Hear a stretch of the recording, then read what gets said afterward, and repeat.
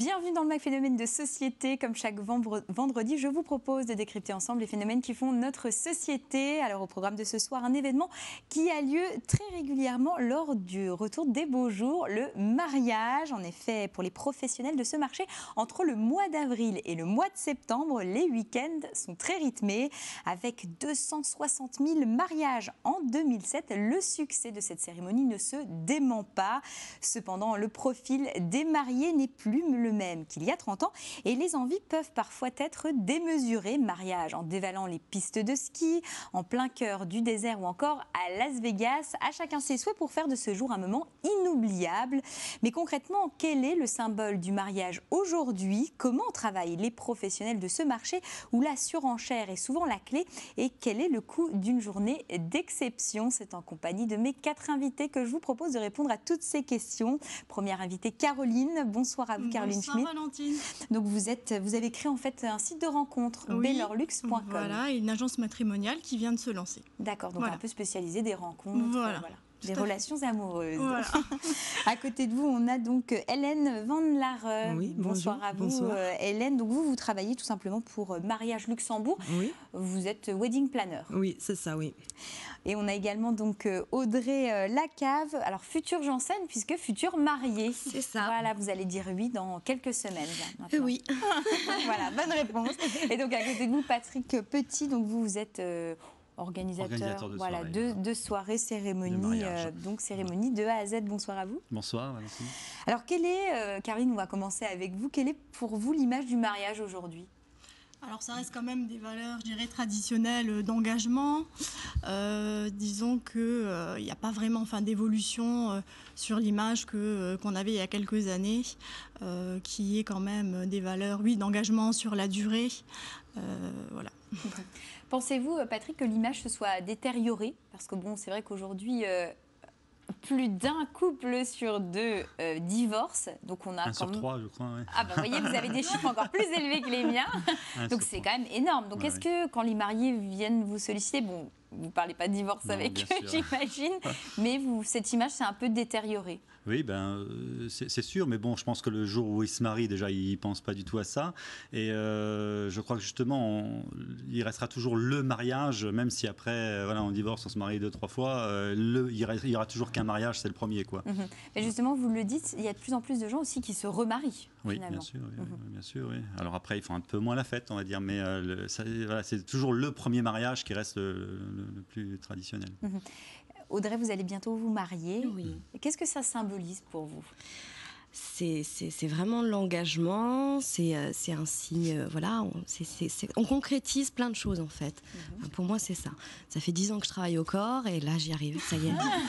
Ça y est. Donc c'était plus madame qui avait envie de se marier? Je pense que les hommes, ils ont un peu plus peur, un peu plus peur de l'engagement, de la signature. C'est quand même, on n'a pas l'impression, mais c'est vraiment quand même, quand on passe avec le curé, qu'on reste, qu'on discute, c'est quand même super important, quoi. Hein. Donc, les hommes ont un peu plus de mal, donc il faut un petit peu les pousser, quoi. Et donc vous, après 10 ans, j'ai réussi. Vous avez réussi. Donc si des jeunes femmes nous regardent, voilà, ça peut arriver. Il faut pas perdre espoir. Faut pas perdre. Est-ce que vous aviez toujours souhaité vous marier? Oui. Depuis toute petite, vous vous étiez dit, voilà, moi le mariage, c'est quelque chose... Oui. Après, je pense que ça dépend du climat familial aussi. Mes parents sont ensemble, voilà, ils sont encore ensemble maintenant. Le mariage, voilà, c'était la concrétisation, c'était... Et ouais, ça a toujours été dans ma tête, quoi. C'était non négociable que je me marie pas, quoi. Caroline, vous observez beaucoup les comportements dans les relations amoureuses et la séduction. Que recherchent voilà, les célibataires actuellement? Est-ce que le mariage, c'est quand même une finalité en soi? Oui, ça reste une finalité. Bon, ce qu'ils recherchent en premier, c'est un partenaire avec qui il y a des affinités communes. C'est vrai que ça, c'est déjà la première des choses. Ensuite, ils s'orientent plutôt sur une vie commune. Le mariage vient ensuite, mais c'est vrai qu'ils ne vont pas dans une optique absolument de se marier. Ils prennent le temps de se connaître. Et puis maintenant, c'est vrai qu'il y a une évolution. On connaît plusieurs personnes, ça dure plusieurs années, ça fonctionne pas. Donc c'est vrai que le mariage, oui, mais en finalité par la suite, je dirais. Voilà. Est-ce que ce sont les hommes ou les femmes qui en parlent le plus? Les femmes, forcément. Donc vous rejoignez ce que dit Oui, Audrey, c'est-à-dire tout à que fait. l'homme, en règle générale, a assez peur de l'engagement. Voilà, j'allais dire, je pense qu'il y a plus de difficultés au niveau des hommes de s'engager que les femmes. Elles sont peut-être plus pressées. Après, il y a aussi le côté, l'envie d'avoir des enfants, qui fait qu'on est peut-être plus pressé par le temps également. Mais effectivement, les femmes sont plus pressées pour s'engager et officialiser une relation.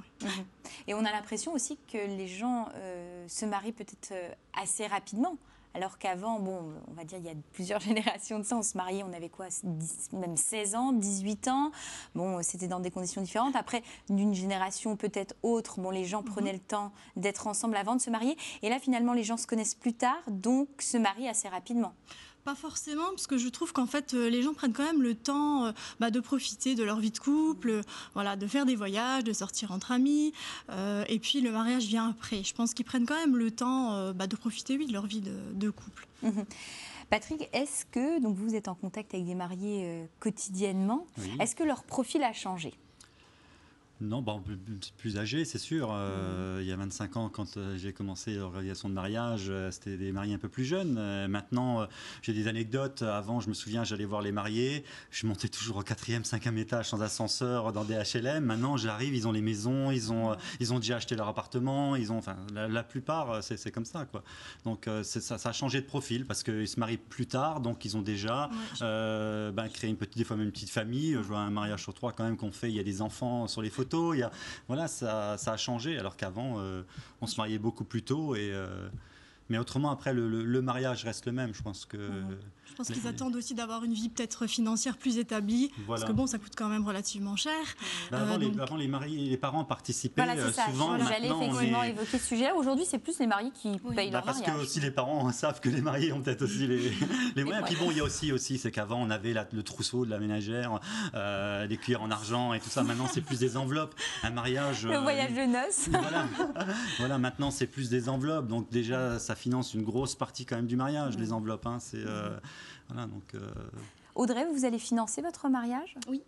D'accord. Donc vraiment, on est dans ce cas typique où c'est monsieur et madame, monsieur et future madame qui financent 100% le mariage. Voilà. Après, c'est sûr que les parents sont toujours là, ils accompagnent, mais c'est délicat d'aller demander à des parents ou alors faire la division de qui inviter qui. Donc voilà, comme ça, nous...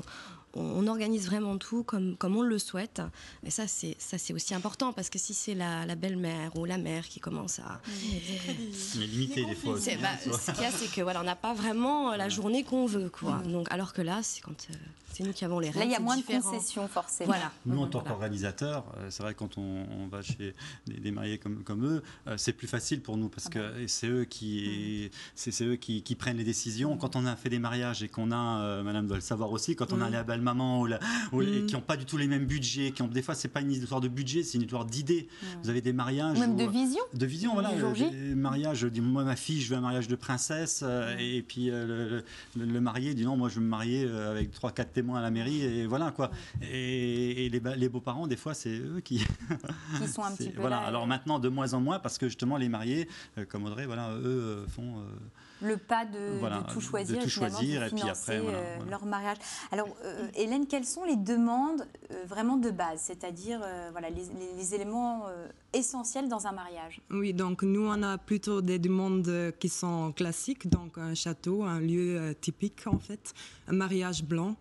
Des voitures de cérémonie, c'est vraiment, on reste vraiment dans le... Oui. Des choses assez classiques. Oui. Enfin, c'est quand même du classique pas trop mal. Oui, alors, vraiment le mariage qu'on voit... traditionnel. Oui, traditionnel. Traditionnel. Et quelles sont les demandes les plus extraordinaires qu'on vous ait demandé? Est-ce qu'on vous a déjà demandé des choses mais impossibles? Oui, on a eu une demande un Ferrari comme voiture de cérémonie, mais au final, la mariée n'était pas d'accord, donc ils ont changé d'avis. Donc, mais pour le reste, on n'a pas vraiment des vrais trucs qui sont atypiques. C'est vraiment, notre clientèle reste classique. Reste classique, oui, voilà.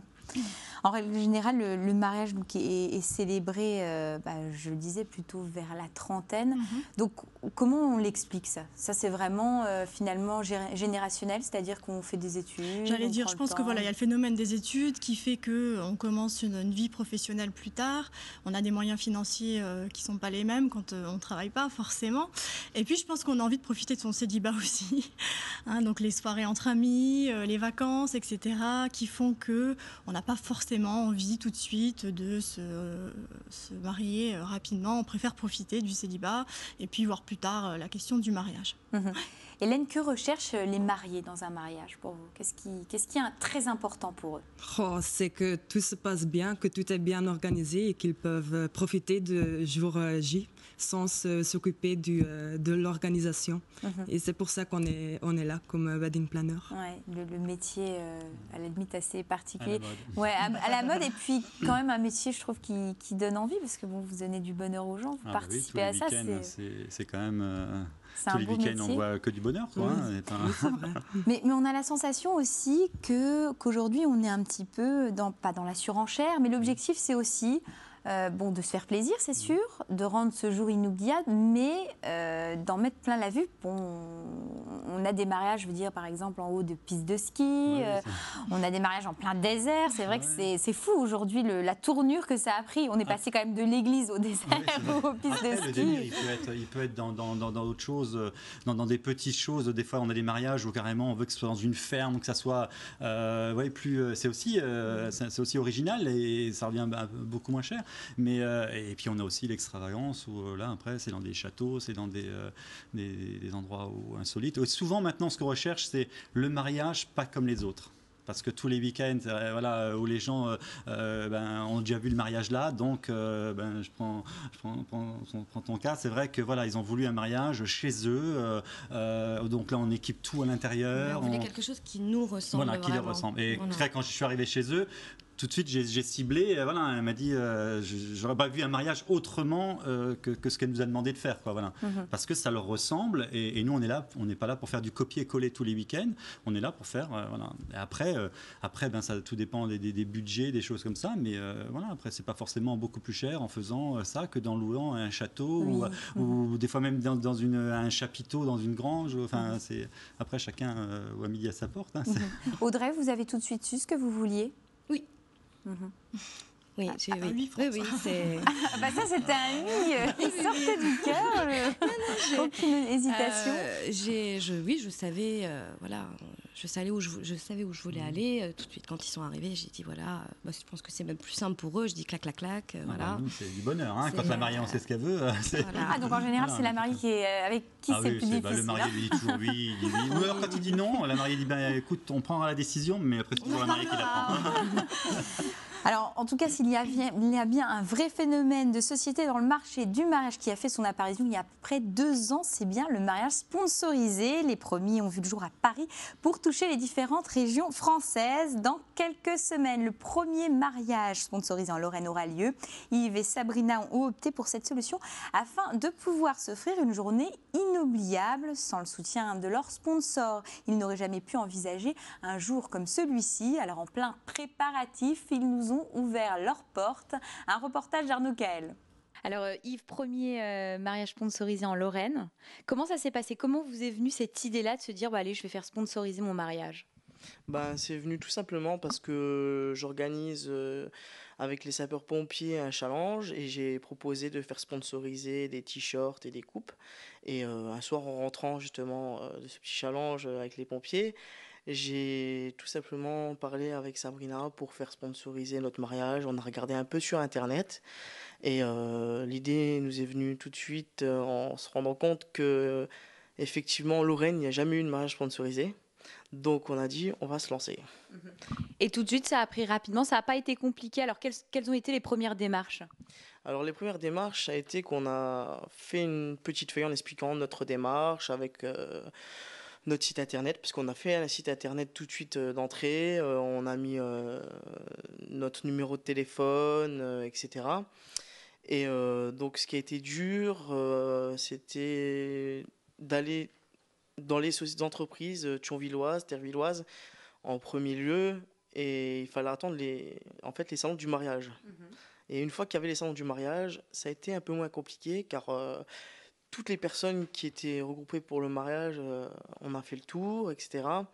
Et on donnait notre petite feuille avec l'explication